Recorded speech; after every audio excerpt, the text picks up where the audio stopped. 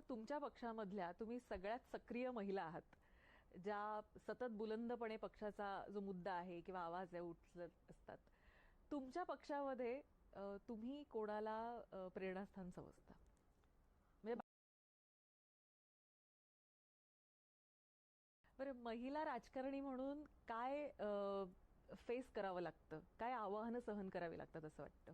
मला असं वाटतं बरीचशी आव्हानं आहेत ना ती आपापल्या पक्षातच जास्त असतात दुसऱ्या पक्षापेक्षा.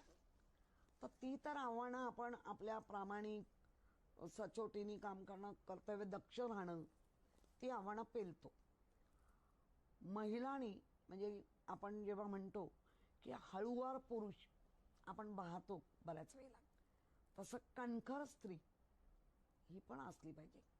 प्रत्येक गोष्टीमध्ये मला कोणतरी मदत करेल, माझा नवरा किंवा माझं, हे करण्यापेक्षा तुम्ही कणखर राहा, तुम्ही सक्षम राहा. आणि वेळ आली, अशी वेळ येते पण बऱ्याच वेळेला अशा काही असतात की आपल्याला त्याच वेळी त्या क्षणी निर्णय घ्यायचा असतो. मग तो निर्णय शाब्दिक असेल नाही तर दोन हाताचा प्रसाद असेल तो देऊन टाकायचा. कारण तुम्ही पण आता ज्या क्षेत्रात वावरताय, आपण पुरुषांबरोबर वावरत असताना तर आपण असं नाही म्हणू शकत की सगळेच आलबेल असू शकतं.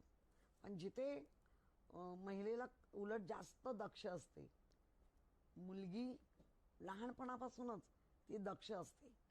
आज जे अत्याचार होत आहेत ते फसवून होत आहेत.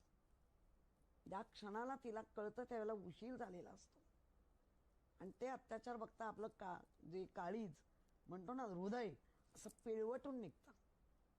त्यामुळे महिलेनी सक्षम असलं पाहिजे आणि काही गोष्टी पाळल्या पण पाहिजे.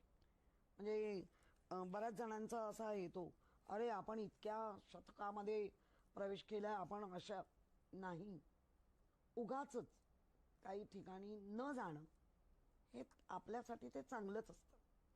पण काही ठिकाणी उगाच डेअरिंग दाखवणं, ती कधी कधी आपल्याला मृत्यूला आपण सामोरं जात असतो असं मला वाटतं.